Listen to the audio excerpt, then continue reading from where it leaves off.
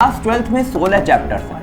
Biotechnology का lecture तुम लोगों ने कंप्लीट किया यहाँ पे। तो बायोटेक्नोलॉजी में क्या क्या चीजें आई, थोड़ी बहुत चीजें तुमने रिलेट की बायोमोलिक्यूल से, ठीक है, बायोमोलिक्यूल्स की चीजें रिलेट हुई। थोड़ा बहुत आया जीन का कंसेप्ट जो कि क्लास 12 का जेनेटिक्स का टॉपिक। उसके बाद रिप्रोडक्टिव हेल्थ छोटा सा चैप्टर था, वन शॉट में मैंने कंप्लीट किया हुआ था, ठीक है, ये चैप्टर भी पढ़ा चुका हूँ। तो इसमें देखो रिप्रोडक्टिव ऑर्डर्स, यहाँ से एक क्वेश्चन तुम्हारे एग्जाम में पक्का है, ठीक है, इंपॉर्टेंट है, ठीक है। यहाँ पे देखो इस चैप्टर में देखो क्या क्वेश्चन कहाँ से बनता है, देखो पॉजिटिव ऑर्गेनिज्म से बनता है, ठीक है, इम्यूनिटी से बनता है, ये पूरा चैप्टर ही इंपॉर्टेंट है, ठीक है। एड्स और कैंसर यहाँ से क्वेश्चन बनता है। जो एप्लीकेशन चैप्टर उसमें 3 जगह एप्लीकेशन पढ़ा था, एग्रीकल्चर में, मेडिसिन में और एनिमल्स, ठीक है। 10% लॉ पढ़ते हो ना, लिंडमैन का 10% लॉ, ठीक है, किस तरह से 10% एनर्जी ट्रांसफर होती है, ठीक है। तो उन सबको याद रखना जरूरी है, क्योंकि एनटीए की पुरानी आदत है कि 4 साइंटिस्ट का नाम लिखेगा, उनके 4 कॉन्ट्रीब्यूशन लिखेगा और मैप से कॉलम करके क्वेश्चन आएगा, ठीक है। ये क्वेश्चन नीट पे आता था, अब एनटीएस पैटर्न उठा लिया और हर जगह क्वेश्चन पूछता है। चीजों को आराम से करके चलेंगे। 12th का सिलेबस है, ज्यादा से ज्यादा 1 महीने में पूरा सिलेबस खत्म कर सकते हैं। स्वागत है आप सभी का बेसिक शिक्षा के इस ऑनलाइन लर्निंग प्लेटफॉर्म पर, इंडिया का number 1 online channel for CUET entrance preparation. बच्चों, मेरा नाम है प्रतीक सिंह, आप लोगों का बायोलॉजी मेंटर। आप लोगों को पता होगा कि इस चैनल पे हम आप लोगों को सीयूईटी की लगातार तैयारी करवा रहे हैं, वीडियो लेक्चर्स के थ्रू, एमसीक्यू सेशंस के थ्रू एंड बाकी सारी चीजें, ठीक है। सीयूईटी के ऑफिशियल नोटिफिकेशन आई तो आप लोगों को पता चला होगा कि अब सिर्फ क्लास 12th का सिलेबस आना है, ठीक है, क्लास 12th का सिलेबस आना है। तो उसी से रिलेटेड अभी आपका आगे किस तरह से सिलेबस है, लेक्चर्स किस तरह से चलेंगे, कितना हमने पढ़ लिया है, कितना हमें बाकी है, जो बच्चे अभी हमें नया ज्वाइन कर रहे हैं वो किस तरह से बैकलॉग को कंप्लीट करके हमारे साथ लेक्चर्स के साथ जुड़ सकते हैं, इन सारी चीज़ों पे आज चर्चा करेंगे, डिटेल में चर्चा करेंगे कि पढ़ना क्या है, बायोलॉजी सब्जेक्ट किसे पढ़ना है और बायोलॉजी में क्या पढ़ना है, दोनों के बारे में डिस्कस करेंगे, ठीक है। सबसे पहले देखो, अगर आपको बीएससी बायोलॉजी के लिए आप जाना चाहते हो, अगर आपको बीएससी बायो करना है तो आप इतना समझो कि डोमेन सब्जेक्ट में आपको बायोलॉजी तो ऐसा सब्जेक्ट उठाना ही पड़ेगा, ठीक है, बायो आपको पढ़ना ही पड़ेगा उसके लिए, ठीक है। अब फर्दर क्लैरिफिकेशन आता है, क्या आता है नहीं आता, लेकिन अगर आपको बीएससी बायो करना है तो बायोलॉजी सब्जेक्ट तो आप पढ़ोगे, ठीक है। इसके अलावा जो बच्चे बीएससी एग्रीकल्चर वाले हैं, एग्रीकल्चर वाले जो बच्चे हैं, ठीक है, उनको ये मेरा सजेशन है कि या तो आप एग्रीकल्चर पढ़ो या तो आप बायोलॉजी पढ़ो, ठीक है। मतलब बायोलॉजी एग्रीकल्चर इन दोनों में से आप कोई एक सब्जेक्ट ले लो, ठीक है, जो आपको ज़्यादा बेटर पढ़ रहा है वो आप पढ़ो, जो आपको इजी पढ़ रहा है वो आप पढ़ो, ठीक है। तो बीएससी बायो वाले बच्चे और बीएससी एजी वाले बच्चे, ये 2 तरह के बच्चे हैं, ठीक है, जो बायोलॉजी सब्जेक्ट्स को पढ़ेंगे, ठीक है। अब देखो सीयूईटी में जो है वो 50 क्वेश्चन आएंगे, ठीक है। बायोलॉजी की अगर बात करें, डोमेन स्पेसिफिक सब्जेक्ट्स की बात करें तो 50 क्वेश्चन आने हैं, ठीक है। अब इन 50 क्वेश्चन में से आपको 40 क्वेश्चन ही अटेम्प्ट करने हैं 45 मिनट में, ठीक है। 45 मिनट में आपको 40 क्वेश्चन अटेम्प्ट करने हैं, 50 क्वेश्चन आएंगे, मतलब 10 क्वेश्चन आपके लिए एक्स्ट्रा हैं, ठीक है। अब अगर हम बात करें मोटा मोटा कि इन 50 क्वेश्चन जो आने वाले हैं ये सिर्फ और सिर्फ क्लास 12th के सिलेबस से आने वाले हैं, सिर्फ क्लास 12th के सिलेबस से आएंगे। अब देखो बायोलॉजी का अगर तुम देखोगे क्लास 11th का पोर्शन और क्लास 12th का पोर्शन, एनसीईआरटी जो सीबीएसई बोर्ड फॉलो करती है, बाकी बोर्ड्स भी फॉलो कर रहे हैं उसको धीरे धीरे, उसके अगर बात करें तो क्लास 11th में बायोलॉजी में 22 चैप्टर्स हैं, ठीक है, और क्लास 12th में 16 चैप्टर्स हैं। क्लास 12 के चैप्टर थोड़े छोटे भी हैं, ठीक है, ईजी भी हैं। क्लास 11th के चैप्टर्स बड़े हैं, बल्कि चैप्टर्स हैं, ज़्यादा पढ़ना है, ज़्यादा रटना है, ज़्यादा समझना है। क्लास 12th के जो चैप्टर्स हैं, 16 चैप्टर्स, उनमें कंसेप्ट थोड़ा ज़्यादा है और चैप्टर्स थोड़े छोटे हैं, ठीक है, लेकिन इंपॉर्टेंट है, ठीक है। अब देखो क्लास 12 सिर्फ क्लास 12th की अगर बात करें, ठीक है, बायो में तो पर्टिकुलरली देखो कोई ऐसा चैप्टर नहीं मिलेगा तुम्हें जहाँ पे तुम्हें 11th की बहुत ज़्यादा अंडरस्टैंडिंग की ज़रूरत पड़ेगी। अगर क्लास 11th का पोर्शन बच्चों अगर तुम लोगों ने थोड़ा बहुत पढ़ा था, थोड़ा बहुत जानते होगे, तो क्लास 12th के सिलेबस के साथ रिलेट कर जाओगे, ठीक है। बायोलॉजी ऐसा सब्जेक्ट है जो इंडिपेंडेंट होता है, जैसे रिप्रोडक्शन की अगर हम बात करें तो क्लास 11th में जब क्लासिफिकेशन पढ़ते हो तो रिप्रोडक्शन के बारे में थोड़ा थोड़ा पढ़ते हो कि इसका मोड ऑफ रिप्रोडक्शन सेक्सुअल था कि एसेक्सुअल था, ठीक है, एक्सटर्नल फर्टिलाइजेशन था कि इंटरनल फर्टिलाइजेशन था, ये सारी चीज़ें। लेकिन जब रिप्रोडक्शन चैप्टर क्लास 12th में पढ़ोगे, ठीक है, तो सारी चीज़ें एकदम डिटेल में पढ़ोगे, ठीक है, फिर कुछ छूटता नहीं है। जैसे बायोटेक्नोलॉजी अगर पढ़ रहे हो तो बायोटेक्नोलॉजी में कौन कौन से कंसेप्ट लगे तुम्हारे, बायोटेक्नोलॉजी का लेक्चर तुम लोगों ने कंप्लीट किया यहाँ पे, तो बायोटेक्नोलॉजी में क्या क्या चीज़ें आई, थोड़ी बहुत चीज़ें तुमने रिलेट की बायोमोलिक्यूल से, ठीक है, बायोमोलिक्यूल्स की चीज़ें रिलेट हुई। थोड़ा बहुत आया जीन का कंसेप्ट जो तो क्लास 12th का जेनेटिक्स का ही टॉपिक है, ठीक है। तो क्लास 12th में 16 चैप्टर्स हैं बायोलॉजी में, जहाँ पे अगर मुझे ऐसा लगेगा जैसे कि जेनेटिक्स में बेटा मुझे ब्लड ग्रुप, ठीक है, ब्लड ग्रुपिंग पढ़ानी होती है, ठीक है, क्योंकि ब्लड ग्रुपिंग जैसे ए ब्लड ग्रुप होता है, बी होता है, ओ होता है, ABO ब्लड ग्रुपिंग, तो इसमें ए और बी जो है ये कोडोमिनेंस है, ठीक है। तो जो ब्लड ग्रुप आता है AB आता है, AB ब्लड ग्रुप होता है, B होता है, O होता है और एक ब्लड ग्रुप होता है AB होता है। तो यहाँ पे जो कॉन्सेप्ट लग रहा है कोडोमिनेंस का लग रहा है, लेकिन कोडोमिनेंस जेनेटिक्स में बताने से पहले मुझे क्लास 11th का टॉपिक जो है ब्लड ग्रुप वो तुम लोगों को पढ़ाना पड़ेगा। उसके बाद में तुम लोग को जहाँ पे कोडोमिनेंस के बारे में बताऊंगा। तो उसके लिए देखो परेशान नहीं होना है, जहां पे भी क्लास 11th के जिस भी टॉपिक का, ठीक है, क्लास 11th के जिस भी टॉपिक की जरूरत पड़ेगी क्लास 12th के टॉपिक को समझने के लिए, तो वहां पे उस चीज को वहीं पे, ठीक है, हम क्लियर कर देंगे, उस चीज को वहीं पे डिस्कस कर लेंगे, घबराने की जरूरत नहीं है, ठीक है। बायोलॉजी देखो सबसे इजी सब्जेक्ट लगता है मुझे, ठीक है, तुम लोगों को भी लगेगा जैसे पढ़ोगे मेरे साथ तो बायोलॉजी बहुत इजी सब्जेक्ट लगेगा, ठीक है। छोटे छोटे कंसेप्ट होते हैं, छोटे छोटी चीजें आती हैं, पढ़ना होता है, याद करना होता है, मजा आता है, नए नए नाम आते हैं, उनको पढ़ने में अच्छा लगता है, ठीक है। इंटरेस्टिंग करके हम बायोलॉजी को पढ़ेंगे, ठीक है, मजाक के साथ, हंसी मजाक करेंगे, ट्रिक्स दूंगा मैं, काफी सारी चीजें दूंगा। तो चलो स्टार्ट करते हैं वीडियो को, ठीक है, कि ये 16 चैप्टर जो हैं इन्हें हमें कैसे पढ़ना है। ठीक, देखो रिप्रोडक्शन, ठीक है, देखो क्लास 11th में, ठीक है, क्लास 11th में बायोलॉजी में 5 यूनिट्स हैं, ठीक है, 5 यूनिट्स हैं, ठीक है, और बाकी के 5 यूनिट्स क्लास 12th में है। तो जो 6th यूनिट है, ठीक है, छठी इकाई जो है वो जनन है, रिप्रोडक्शन है, ठीक है। अब इस रिप्रोडक्शन यूनिट में 4 चैप्टर्स हैं, कौन कौन से? Reproduction in organisms, sexual reproduction in flowering plants, human reproduction और रिप्रोडक्टिव हेल्थ, ठीक है। रिप्रोडक्शन इन ऑर्गेनिजम्स हमने पूरा कंप्लीट कर लिया, ह्यूमन रिप्रोडक्शन पूरा पढ़ा दिया हूं और रिप्रोडक्टिव हेल्थ पढ़ा दिया हूं। Sexual reproduction in flowering plant का अभी तक सिर्फ 1 लेक्चर हुआ है, ठीक है, 5 से 6 लेक्चर में चैप्टर कंप्लीट हो जाएगा, ठीक है। तो चलो डिटेल में देखते हैं हर एक चैप्टर में कौन कौन से टॉपिक हैं।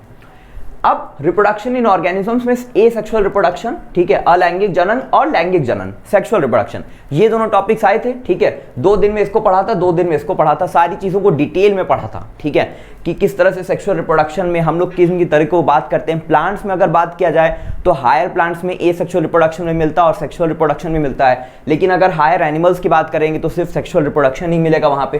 तो ये सारी चीजें हमने ऑलरेडी की हुए हैं, ठीक है, ये सारी चीजें तो हो चुका है। और तुम देखोगे बायोलॉजी में मैंने सिर्फ क्लास 12th का सिलेबस अभी तक मैं पढ़ाया हुआ है, ठीक है, जो भी 5-6 चैप्टर्स पढ़ाए हैं सिर्फ क्लास 12th के सिलेबस में पढ़ाए हैं। तो तुम लोग के लिए तो विन विन सिचुएशन है कि बायोलॉजी में जिन बच्चों ने जो भी टॉपिक्स पढ़ा है अभी तक वो सारा क्लास 12th का था और CUET में क्लास 12th का सिलेबस ही आने वाला है। तो कुछ भी तुम्हें ऐसा नहीं है कि तुम्हें ऐसा लगे कि सर ये चीज तो गलत हो गई, नुकसान हो गया, मेरा टाइम वेस्ट हो गया, कुछ नहीं हुआ। और अगर क्लास 11th के चैप्टर भी पढ़ाता ना तो उससे नुकसान नहीं होता, पढ़ाई कभी नुकसान नहीं जाती है, ठीक है। सेकंड चैप्टर जो है, ठीक है, पुष्पीय पदुओं में किस तरह से जनन है, तो उसमें फ्लावर और प्री फर्टिलाइजेशन, ठीक है, अभी ये टॉपिक चल रहा है जिसमें गैमेटोजेनेसिस तक मैंने बताया, ठीक है, पॉलन ग्रेन का फॉर्मेशन तक बता चुका हूं। उसके बाद देखो डबल फर्टिलाइजेशन, ये इंपॉर्टेंट है, ठीक है, ये इंपॉर्टेंट है। पोस्ट फर्टिलाइजेशन में कौन कौन से इवेंट्स आएंगे, ठीक है, फर्टिलाइजेशन के बाद क्या क्या चीजें होंगी, और फिर एपोमिक्सिस और पॉलीएम्ब्रियोनी, ठीक है, ये एक छोटा सा टॉपिक है। तो ये हो गया सेकंड चैप्टर के सारे टॉपिक्स। ह्यूमन रिप्रोडक्शन, ठीक है, male reproductive system, female reproductive system, ठीक है। फिर यहाँ पे देखो MC मैंने पढ़ाया था, मेंस्ट्रुअल साइकिल पूरा का पूरा पढ़ाया था। सबसे इंपॉर्टेंट इस चैप्टर में इस चीज को समझना है, ठीक है। देखो बायोलॉजी में क्वेश्चंस आने होंगे तो कहीं से भी क्वेश्चंस आ जाएंगे, ठीक है, कहीं से भी क्वेश्चंस आ सकते हैं, किसी भी पॉइंट को उठा के क्वेश्चन में दिया जा सकता है। लेकिन जो कंसेप्ट की बात करें तो कंसेप्ट यहाँ पे है मेंस्ट्रुअल साइकिल के। अगर सारे इवेंट्स को समझ गए हो, अगर मेंस्ट्रुअल साइकिल समझ में आती है तो अगला चैप्टर जो है रिप्रोडक्टिव हेल्थ, ठीक है, वो सारी चीजें बहुत ईजी हो जाती हैं। तो यहाँ पे कंसेप्चुअल जो चीज है वो ये है, ठीक है, 2 घंटे का पूरा लेक्चर है मेंस्ट्रुअल साइकिल का। अगर नहीं जानते हो इसके बारे में तो जाके वो लेक्चर देखो, सारी चीजें क्लियर हो जाएंगी। फिर फर्टिलाइजेशन, इम्प्लांटेशन, फिर उसके बाद प्रेगनेंसी, ठीक, एम्ब्रियोनिक डेवलपमेंट और पार्चुरेशन और लैक्टेशन, ठीक है, हार्मोन्स का क्या क्या रोल है, ये सारी चीजें यहाँ पे हम लोग डिस्कस कर चुके हैं ऑलरेडी, ठीक है। तो रिप्रोडक्शन में हमने इतनी सारी चीजें पढ़ चुके हैं ह्यूमन रिप्रोडक्शन में। उसके बाद रिप्रोडक्टिव हेल्थ, छोटा सा चैप्टर था, 1 शॉट में मैंने कंप्लीट किया हुआ था, ठीक है, ये चैप्टर भी पढ़ा चुका हूं। तो इसमें देखो रिप्रोडक्टिव हेल्थ के बारे में जानना है, ठीक है, कि किस तरह से रिप्रोडक्टिव हेल्थ पहले समझना है, रिप्रोडक्टिव हेल्थ होता क्या है, रिप्रोडक्टिव हेल्थ को किस तरह से मेंटेन करना है सोसाइटी में, ठीक है। उसी के बाद देखो पॉपुलेशन एक्सप्लोजन, जो पॉपुलेशन की ग्रोथ हो रही है कंट्री में, ठीक है, या पूरा वर्ल्ड वाइड जिस तरह से पॉपुलेशन बढ़ा है, ठीक है, क्या नंबर है, ठीक है, कि किस तरह से 2010 में कितना था, अभी कितना है, ये सारे नंबर्स, 1990 में कितना था, ठीक। और बर्थ कंट्रोल के तरीके, ठीक है, जन्म नियंत्रण के जितने भी तरीके हैं उन सब के बारे में हमने पढ़ा, ठीक है, परिवार संयोजन के तरीके। अब इसके बाद मेडिकल टर्मिनेशन ऑफ प्रेगनेंसी, जिसको MTP या अबॉर्शन बोलते हैं, ठीक है, ये यहाँ पे इंपॉर्टेंट है, इसके बारे में पढ़ा, ठीक है। और सेक्सुअली ट्रांसमिटेड डिजीजेस, एक पूरा का पूरा मैंने चार्ट बना दिया था, एक तरफ डिसीज लिखा था, एक तरफ उसका कॉजेटिव ऑर्गेनिज्म लिखा था, ठीक है। याद होगा जिन बच्चों ने लेक्चर किया होगा, ठीक है, और जिन बच्चों ने लेक्चर नहीं किया प्लेलिस्ट में वीडियोस है, वहां से जाके देख लो। तो ये चीज हो गई यहाँ पे, और इनफर्टिलिटी को लास्ट में डिस्कस किया था। तो यहाँ पे ये सेक्सुअली ट्रांसमिटेड डिजीजेस और MTP, ठीक है, यहां से क्वेश्चन आने के ज्यादा चांसेस हैं, लेकिन ये नहीं कि बाकी टॉपिक से क्वेश्चन नहीं आ सकते, ठीक है। छोटा सा चैप्टर है बायोलॉजी का, देखो अगर सिर्फ क्लास 12th आना है ना तो बहुत कम सिलेबस हो गया, ठीक है। तो इस चीज को ध्यान में रखोगे, हर एक चीज को, किसी भी चीज को इग्नोर नहीं करना है, सारी चीजों को आराम से पढ़ के चलना है। अब देखो इसके बाद दूसरा यूनिट है, 7वां यूनिट, क्लास 12th का दूसरा यूनिट, और बायोलॉजी का 7वां यूनिट क्या है, जेनेटिक्स और इवोल्यूशन, ठीक है। अब जेनेटिक्स में देखो 2 चैप्टर्स है, मोटे मोटे बड़े बड़े 2 चैप्टर्स हैं। पहला प्रिंसिपल्स ऑफ इनहेरिटेंस और वेरिएशन है, ठीक है, और दूसरा चैप्टर है मॉलिक्यूलर बेसिस ऑफ इनहेरिटेंस। इसके बाद एक पूरा का पूरा चैप्टर है इवोल्यूशन। देखो क्योंकि अब अपने पास थोड़ा टाइम है, ठीक है, अब अपने पास थोड़ा टाइम है, तो हम लोग जेनेटिक्स को आराम से पढ़ेंगे, ठीक है। इसको आराम से एक एक चैप्टर को हम लोग 7 से 8 लेक्चर में कंप्लीट करेंगे, इसको कम से कम 7 लेक्चर, इसको कम से कम 7 लेक्चर, ठीक है। इतने लेक्चर्स में कंप्लीट करेंगे जेनेटिक्स के पहले दोनों चैप्टर्स को, और फिर इवोल्यूशन भी 6 से 7 लेक्चर लगेगा, ठीक है। ये क्योंकि सबसे बड़ा यूनिट है क्लास 12th का, सबसे बड़ा यूनिट है और सबसे ज़्यादा कॉम्प्लेक्स है, ठीक है। जेनेटिक्स जब पढ़ोगे तो बहुत सारी चीज़ों को समझना है उसमें। क्लास 11th में जैसे ब्लड ग्रुपिंग वाली चीज़ समझनी होगी, ठीक है, ये सारी चीज़ें वहाँ पे आएंगी, ठीक। तो इसको हम लोग थोड़ा सा आराम से चलेंगे, जैसे जब मॉलिक्यूलर बेसिस पढ़ोगे, ठीक है, तो यहाँ पे चीज़ें आएंगी जो बायोमॉलिक्यूल से रिलेट करेंगी, तो वो सारी चीज़ों को कवर करते हुए आराम से चलेंगे, ठीक है। जल्दीबाजी की जरूरत नहीं है, जो भी पढ़ेंगे कंसेप्चुअली पढ़ेंगे और डिटेल में पढ़ेंगे, कोई क्वेश्चन गलत नहीं होगा, ठीक है। देखो पहला चैप्टर जो है principles of inheritance and variation, इसमें देखो पढ़ना क्या मेनली, इसमें तुम्हें मेंडल्स लॉज ऑफ इनहेरिटेंस, ठीक है, मेंडल के क्या क्या नियम थे, ठीक है। उसके बाद 1 जीन और 2 जीन का इनहेरिटेंस, मतलब अगर एक जीन को हम स्टडी करें, एक जीन को पकड़ के उसके बारे में पढ़ाई करें तो किस तरह से उसका इनहेरिटेंस हो रहा है, और 2 जीन अगर लेते हैं तो उसका किस तरह से इनहेरिटेंस हो रहा है। लिंकेज और रिकॉम्बिनेशन, देखो जब सेक्सुअल रिप्रोडक्शन पढ़ा है तो रिकॉम्बिनेशन टर्म मैंने कितने बार यूज किया था, ठीक है, तुम लोग जान रहे होगे। तो रिकॉम्बिनेशन का असली बेसिस क्या है, क्या होता है, वो यहाँ पे हम लोग पढ़ेंगे। उसके बाद देखो सेक्स डिटर्मिनेशन, ये यहाँ पे इंपॉर्टेंट है। अलग अलग तरह के ऑर्गेनिजम्स में अलग अलग तरीके हैं सेक्स डिटर्मिनेशन का, हनी बी में एकदम अलग तरीका है, ठीक है, बाकी प्लांट्स में अलग तरीका है, एनिमल्स में अलग तरीका है, इंसेक्ट्स में अलग तरीका है, तो इसके बारे में समझेंगे। म्यूटेशन और जेनेटिक डिसऑर्डर्स, देखो म्यूटेशन जो एनसीईआरटी का देखा जाए तो सिर्फ एक पैराग्राफ दिया हुआ है म्यूटेशन के बारे में, ज़्यादा डिटेल में कुछ नहीं है, लेकिन इस टॉपिक को थोड़ा सा डिटेल में पढ़ेंगे कि क्या पता सीयूईटी यहाँ से क्वेश्चन उठा के दे दे, एनटीए यहाँ से उठा के दे दे क्वेश्चन, ठीक है। तो इसको थोड़ा सा डिटेल में पढ़ेंगे, एनसीईआरटी से थोड़ा हाई लेवल की स्टडी करेंगे म्यूटेशन में। और जेनेटिक डिसऑर्डर्स, यहाँ से एक क्वेश्चन तुम्हारे एग्जाम में पक्का है, ठीक है, ये लिख के ले लो। जेनेटिक डिसऑर्डर्स में एक क्वेश्चन यहाँ से पक्का आना है। इसके बाद अगला चैप्टर है molecular basis of inheritance, genetics का दूसरा चैप्टर। देखो यहाँ पे डीएनए और आरएनए के बारे में पढ़ना है बेसिकली। यहाँ क्या पढ़ना है, डीएनए रेप्लिकेशन पढ़ना है, ठीक है। जो रेप्लिकेशन होता है ना, रेप्लिकेशन में कौन कौन से एंजाइम इन्वॉल्व होते हैं, कौन कौन से प्रोसेसेस होते हैं, ठीक है। आरएनए के बारे में पढ़ना है, ठीक है। तो डीएनए से आरएनए बनने की प्रोसेस को क्या बोलते हो, डीएनए से आरएनए बनता है ट्रांसक्रिप्शन। अब आरएनए से प्रोटीन बनता है तो उसको क्या बोलते हो, ट्रांसलेशन। तो रेप्लिकेशन, ट्रांसक्रिप्शन और ट्रांसलेशन, ठीक है, ये तीनों चीज़ों को डिटेल में पढ़ना और ये इंपॉर्टेंट भी है, ठीक है।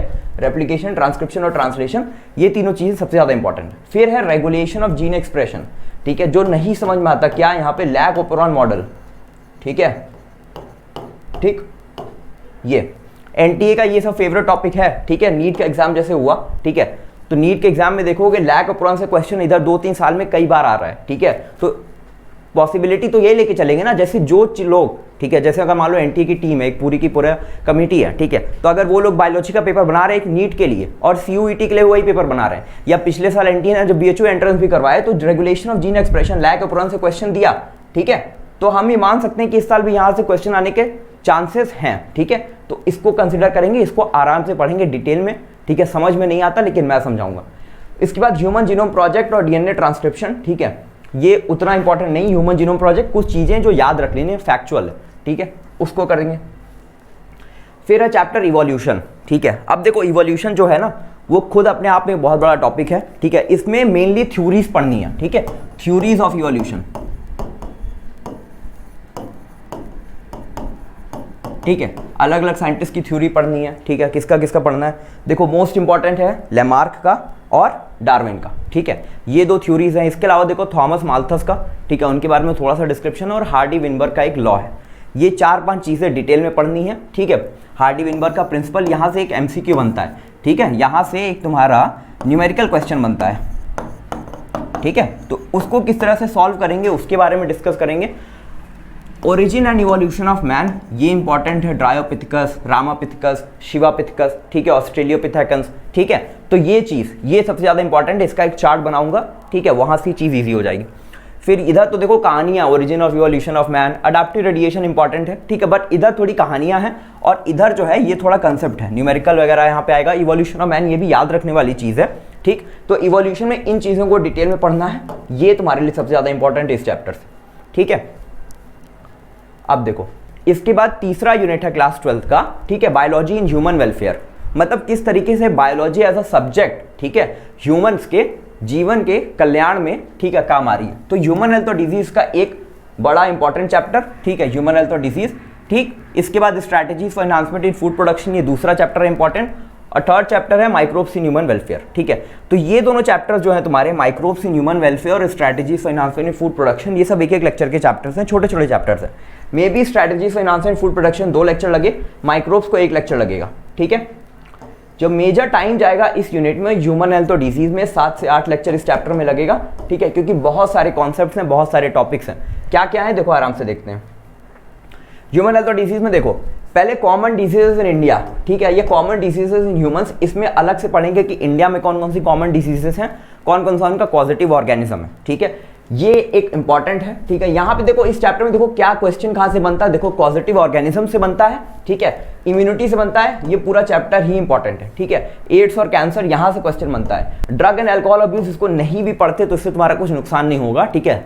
ये जो टॉपिक है ये तुम्हारे समझाने के लिए, ठीक है, कि तुम इसकी तरफ ना जाओ, ठीक है, उसके लिए ये तुम्हारे पर्सनल डेवलपमेंट के लिए है, क्वेश्चन पूछने का इरादा नहीं है यहाँ पे किसी का, ठीक है। ये 3 टॉपिक्स हैं, इम्यूनिटी, ठीक है, हर तरह की इम्यूनिटी, अडैप्टिव इम्यूनिटी, ठीक है, इननेट इम्यूनिटी, एड्स और कैंसर को डिटेल में पढ़ना है, ठीक है, कैंसर का पूरा मैकेनिज्म, एड्स का पूरा मैकेनिज्म, और कॉमन डिजीजेज इन इंडिया। ये चैप्टर बहुत इंपॉर्टेंट है बेटा, एक्सपेक्टेड है कितना, तो मान लो कि 4 से 5 क्वेश्चन इस चैप्टर से जरूर आएगा, ठीक है। अभी यूनिट वाइज डिस्क्रिप्शन में बात कर लेंगे कि कहाँ से कितना क्वेश्चन आना एक्सपेक्टेड है, ठीक है।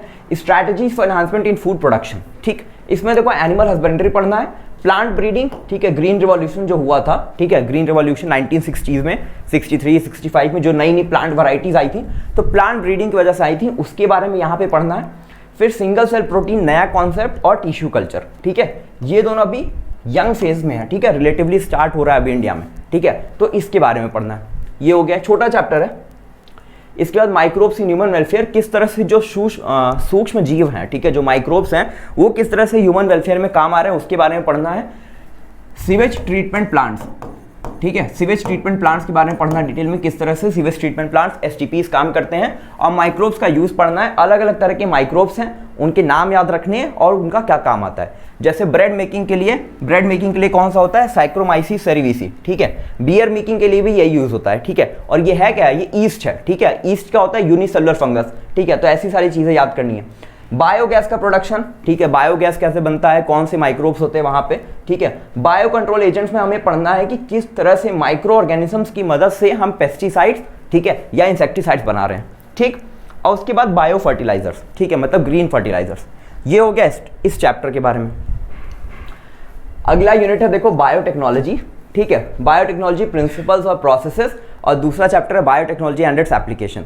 नॉर्मली इसको 3 लेक्चर, इसको 2 लेक्चर लगता है, ठीक है, इतना ज़्यादा बड़ा चैप्टर नहीं है, ठीक है, कुछ चीज़ें हैं समझने के लिए, जानने के लिए। 5 घंटे की मैंने लगातार लाइव क्लास ली थी 2 दिन पहले, ठीक है, हर एक चीज़ को मैंने पढ़ा दिया डिटेल में, तो जान रहे हो कौन कौन से टॉपिक्स आए थे, अभी 2 दिन पहला ही है, ठीक है, 2 दिन पहले हुआ, तो सारी चीज़ें जान रहे हो, जो जो चीज़ें इंपॉर्टेंट थी हर एक चीज़ डिटेल में बता दी है। जिन बच्चों का छूट गया है प्लेलिस्ट में जाके देख लेना, ठीक है, पूरा का पूरा चैप्टर पढ़ाया गया है। इंपॉर्टेंट यहाँ पे देखो क्या क्या चीज़ों को समझना है, ठीक है, सेलेक्टेबल मार्कर समझना है, सेलेक्टेबल मार्कर किस तरह से काम करता है, ये प्रिंसिपल्स का पार्ट है, ठीक है, सेलेक्टेबल मार्कर्स के बारे में समझना है, किस तरह से उनका मैकेनिज्म ऑफ एक्शन है। बाकी इंपॉर्टेंट सबसे ज़्यादा है PCR, ठीक है, पॉलीमरेज चेन रिएक्शन, ठीक है, processes of recombinant DNA technology में आएगा, ठीक, ये इंपॉर्टेंट है। ये टॉपिक इंपॉर्टेंट है। ओवरऑल ये पूरा चैप्टर ही इंपॉर्टेंट है। अगर 50 क्वेश्चन आ रहे हैं बायोलॉजी के सेक्शन में तो इतना मान लो 7 से 8 क्वेश्चन यहाँ से आएंगे। और देखो इंपॉर्टेंट उसको बोला जाता है ना जिसको तुम कम टाइम में पढ़ो, ठीक है, कम टाइम में पढ़ो और वो ज़्यादा स्कोरिंग हो, ठीक है, जिसको तुम कम टाइम में पढ़ पाओ और वो ज़्यादा स्कोरिंग हो, उसको बोलो कि वो इंपॉर्टेंट है। अब अगर मान लो कोई ऐसा टॉपिक है जो बहुत बड़ा टॉपिक है तो उसको बहुत टाइम लेके पढ़ोगे, ठीक है, और वो क्वेश्चन भी अगर मान लो 7 से 8 टॉपिक दे रहा है, 7 से 8 क्वेश्चन दे रहा है, तो वो इंपॉर्टेंट नहीं हुआ। कोई ऐसा टॉपिक है जिसको छोटा टॉपिक है, जिसको कम टाइम में पढ़ा और वो ज़्यादा क्वेश्चन दे रहा है, तो वो ज़्यादा इंपॉर्टेंट हुआ। तो इसमें समझो कि बायोटेक्नोलॉजी जो है वो तुम्हारा सबसे इंपॉर्टेंट टॉपिक है। क्वेश्चंस का नंबर ज़्यादा होगा, कम टाइम में जल्दी गेन कर पाओगे, ठीक है। तो ये चैप्टर ऑलरेडी कंप्लीट कर दिया मैंने, ठीक है। इसके बाद देखो यही 3 जो एप्लीकेशन चैप्टर, उसमें 3 जगह एप्लीकेशन पढ़ना था, एग्रीकल्चर में, मेडिसिन में और एनिमल्स, ठीक है। पैरासिटिक एनिमल्स मान लो या फिर जो तुम्हारे हैं रिकॉम्बिनेंट एनिमल्स, ठीक है, रिकॉम्बिनेंट एनिमल्स, ठीक है। और एथिकल इश्यूज राष्ट्र में, ठीक है, बायोपायरेसी, इसमें इंपॉर्टेंट क्या क्या है, किस तरह से किस तरह से आर्टिफिशियल इंसुलिन बनाया गया जिसको ह्यूमिलिन बोला जाता है, ठीक है, किस तरह से हमने जीन थेरेपी करके SCID का क्योर बताया, ठीक है। SCID क्या होता है, सीवियर कंबाइंड इम्यूनोडेफिशिएंसी सिंड्रोम, ठीक है, इसका किस तरह से हमने क्योर किया 1990 में, ठीक है। उसकी कहानी जो एक 4 साल की बच्ची रहती है, वो सारी चीज़ें यहाँ पे हमने डिटेल में पढ़ी, ठीक है। तो ये हो गया एप्लीकेशंस का पार्ट। मेडिसिन में पार्ट हो गया, PCR हो गया, ELISA हो गया, ठीक है। ये सारे टेस्ट क्या हैं जो डायग्नोसिस में मदद करते हैं, ठीक है, वो यहाँ इंपॉर्टेंट है। एग्रीकल्चर में जान ही रहो क्या क्या चीज़ें आ गई। BT कॉटन के बारे में पढ़ा, वहाँ पे BT क्या है, बैसिलस थ्रिंजेंसिस, ठीक है, एक तरह का क्या होता है, एक तरह का ये जो ये बैक्टीरिया है, ठीक है, जिसके स्पोर में एक ऐसा टॉक्सिन बनता है, ठीक है, जिसको हमने यूज करके प्लांट्स के जीन में इंट्रोड्यूस कर दिया ताकि प्लांट्स भी वो टॉक्सिन बनाने लगे और उसे हम एज अ पेस्टिसाइड यूज कर रहे हैं, ठीक है। तो ये हो गया एप्लीकेशन उसका एग्रीकल्चर में, मेडिसिन में और एथिकल इश्यूज और रिकॉम्बिनेंट एनिमल्स। अगला जो यूनिट है, ठीक है, आखिरी यूनिट इकोलॉजी का। अब देखो इकोलॉजी जो यूनिट है काफी बड़ा यूनिट है, वास्ट फील्ड ऑफ स्टडी है। उसमें देखो मेन 4 चैप्टर्स हैं, ठीक है। पहला ऑर्गेनिज्म एंड पॉपुलेशन, फिर है इकोसिस्टम, फिर बायोडाइवर्सिटी, ठीक है, बायोडाइवर्सिटी और कंजर्वेशन, और चौथा इन्वायरमेंटल इश्यूज, ठीक है। ऑर्गेनिज्म एंड पॉपुलेशन जो है सबसे बड़ा चैप्टर इकोलॉजी का, इकोसिस्टम थोड़ा छोटा चैप्टर है, बायोडाइवर्सिटी एंड कंजर्वेशन और इन्वायरमेंटल इश्यूज। ये 2 चैप्टर्स ऐसे हैं, ठीक है, जिसमें बच्चों तुम लोग को पढ़ना ज्यादा है या बोल दो रटना ज्यादा है, याद ज्यादा रखना है, समझने वाली जो चीजें हैं वो इन दोनों चैप्टर्स में, ठीक है। इन दोनों चैप्टर में कंसेप्ट बिल्डिंग ये सारी चीजें समझना है, यहाँ पे सिर्फ तुम्हें रटना है, ठीक है। डेट्स आएंगी, डेट्स याद रखना है, ठीक है, कौन सा एक्ट कब आया था, ठीक है। बायोडाइवर्सिटी कंजर्वेशन में क्या है कि क्या क्या चीजें हैं प्रिजर्व करने के लिए, क्या क्या तरीके हैं, कौन कौन से पार्क्स बने, कौन कौन से वाइल्ड लाइफ सेंचुरीज बनी, वो सारी चीजें याद रखनी है। तो ये 2 चैप्टर्स इजी हैं रिलेटिवली। ये चैप्टर सबसे बड़ा, सबसे इंपॉर्टेंट, ठीक है। 6 से 7 लेक्चर लगेगा, मान लो 6 लेक्चर, ठीक है। इकोसिस्टम में फिर 3 लेक्चर, छोटा चैप्टर लेकिन इंपॉर्टेंट, ठीक है। बायोडाइवर्सिटी एंड कंजर्वेशन में 2, इन्वायरमेंटल इश्यूज में भी 2, ठीक है। तो ये हो गया ओवरऑल प्लान, कितना टाइम लगेगा। अब एक एक चैप्टर के टॉपिक्स और सब टॉपिक्स को देखते हैं। ऑर्गेनिजम्स एंड पॉपुलेशन में देखो, अब एनसीईआरटी के हिसाब से देखो तो मेजर 2 सब टॉपिक्स दिए हुए हैं, ऑर्गेनिज्म एंड एनवायरनमेंट, और फिर पॉपुलेशन एट्रीब्यूट्स, पॉपुलेशन ग्रोथ और पॉपुलेशन इंटरैक्शंस, ठीक है। ऑर्गेनिज्म एंड एनवायरनमेंट में पहले एक्सप्लेनेशन है कि इकोलॉजी है क्या एज अ सब्जेक्ट, किस तरह से आपस में ऑर्गेनिज्म और एनवायरनमेंट, ठीक है, इंटरैक्ट करता है और इकोसिस्टम बनाता है, ठीक है, ये सारी चीजें।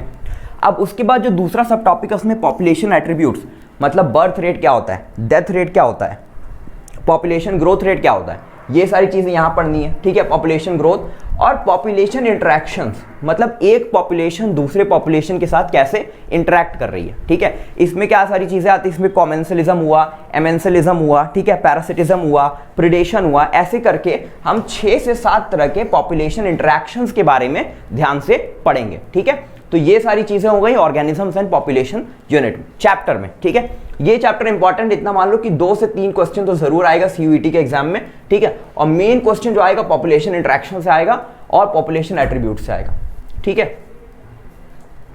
अगला चैप्टर इकोसिस्टम, ठीक है। इकोसिस्टम में बता दूं जो एक पूरा सिस्टम बनता है, ठीक है, किसको किसको मिला के, लिविंग ऑर्गेनिजम्स को मिला के और नॉन लिविंग थिंग्स को मिला के, जैसे सनलाइट हुआ, एयर हुआ, वाटर हुआ और लिविंग ऑर्गेनिज्म को, इन दोनों को मिला के जो एक सिस्टम बन रहा है उसी को बोलते हैं इकोसिस्टम, ठीक है। अब इकोसिस्टम का देखो स्ट्रक्चर और फंक्शन पढ़ना है, ठीक है। और प्रोडक्टिविटी डिकम्पोजिशन, मतलब किस तरह से 10% लॉ पढ़ते हो ना, लिंडमैन का 10% लॉ, ठीक है, किस तरह से 10% एनर्जी ट्रांसफर होती है, ठीक है, मतलब एक ट्रॉफिक लेवल से दूसरे ट्रॉफिक लेवल पे जब जाओगे तो बस 10% एनर्जी ट्रांसफर होती है, बाकी की 90% एनर्जी हीट में और बाकी उस ऑर्गेनिज्म के बायोलॉजिकल प्रोसेसिंग में कंज्यूम हो जाती है। ठीक है, तो लिंडमैन का 10% लॉ है। ठीक है, सब के बारे में डिटेल में पढ़ाऊंगा, समझाऊंगा, उसके लिए परेशान नहीं होना अभी। ठीक, अभी बस एक बेसिक ओवरव्यू लो। 10% लॉ यहाँ पे पढ़ना होता है। एनर्जी फ्लो सेम चीज। ठीक है, इकोलॉजिकल पिरामिड्स, देखो कई तरह के इकोलॉजिकल पिरामिड्स होते हैं जिसके बारे में स्टडी करनी होती है। ठीक है, और इकोलॉजिकल सक्सेशन पढ़ेंगे कि इसके बाद कौन आया कौन आया कौन आया। ठीक है, न्यूट्रिएंट साइक्लिंग और इकोसिस्टम सर्विसेज, 4 तरह की साइक्लिंग पढ़नी है, 4 तरह की साइकिल्स पढ़नी है, कार्बन साइकिल, फास्फोरस साइकिल। ठीक है, इस तरह से चीज़ों को पढ़ना है। ठीक है, इंपॉर्टेंट यहाँ पे तुम्हारा सबसे ज़्यादा ecological pyramids, 10% law, energy flow, ठीक है, इकोलॉजिकल सक्सेशन। ठीक, इसके बाद जो अगला चैप्टर आएगा, अगला चैप्टर जो आएगा वो है बायोडाइवर्सिटी और कंजर्वेशन का। ठीक है, इस चैप्टर में बेसिकली वही पढ़ना है कि इकोलॉजी या इकोसिस्टम को किस तरह से कंजर्व करना है, प्रोटेक्ट करना है, ये सारी चीज़ें। ठीक है, फ्लोरा मतलब क्या होता है, जो प्लांट्स हैं, लिविंग प्लांट्स, और फौना मतलब क्या होता है, जो लिविंग एनिमल्स हैं। ठीक है, तो इन सबको किस तरह से प्रोटेक्ट करना है, क्या क्या सारी चीज़ें हैं। ठीक है, उतना इंपॉर्टेंट चैप्टर नहीं है, लेकिन किसी भी चैप्टर को छोड़ेंगे नहीं। ठीक है, जितनी भी चीज़ें हुई हैं एनसीईआरटी बुक में, 12th की एनसीईआरटी बुक में जितनी भी चीज़ें दी हुई हैं सबको कवर करेंगे। ठीक है, और एग्जाम फोड़ देंगे। ठीक है, तो बायोडाइवर्सिटी कंजर्वेशन, पैटर्न और लॉस ऑफ बायोडाइवर्सिटी। ठीक है, और बायोडाइवर्सिटी कंजर्वेशन। देखो बच्चा, एक चीज हमेशा याद रखना कि इकोलॉजी जो यूनिट है, ठीक है, बायो में इकोलॉजी यूनिट और जेनेटिक्स और इवोल्यूशन वाला यूनिट, ये जो 2 यूनिट है इनमें साइंटिस्ट के नाम बहुत ज्यादा दिए हुए हैं, बहुत ज्यादा साइंटिस्ट के नाम दिए हुए हैं, लॉज दिए हुए हैं, ईयर्स दिए हुए हैं। ठीक है, तो उन सबको याद रखना जरूरी है, क्योंकि एनटीए की पुरानी आदत है कि 4 साइंटिस्ट का नाम लिखेगा, उनके 4 कॉन्ट्रीब्यूशन लिखेगा और मैथ्स का कॉलम करके क्वेश्चन आएगा। ठीक है, ये क्वेश्चन नीट पे आता था, अब एनटीएस पैटर्न को उठा लिया और हर जगह क्वेश्चन पूछता है, मल्टीपल करेक्ट पूछता है, ईयर्स पूछता है। ठीक है, तो ये सारी चीजों के हमें अगर अभी से हम आदत डाल देते हैं, अभी से उसको प्रैक्टिस में ले आएंगे तो एग्जाम में बेनिफिट जरूर मिलेगा। ठीक है, तो इस चीज को याद रखना। अब चलते हैं आखिरी चैप्टर की तरफ। सबसे आखिरी चैप्टर है एनवायरमेंटल इश्यूज।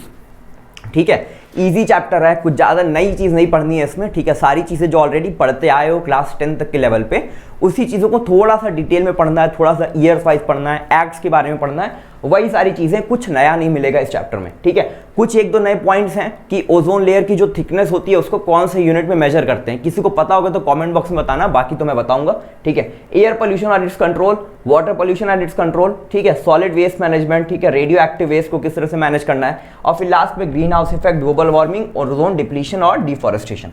तो देखो, इकोलॉजी यूनिट में ये भी चैप्टर छोटा सा चैप्टर है, लेस इंपॉर्टेंट है।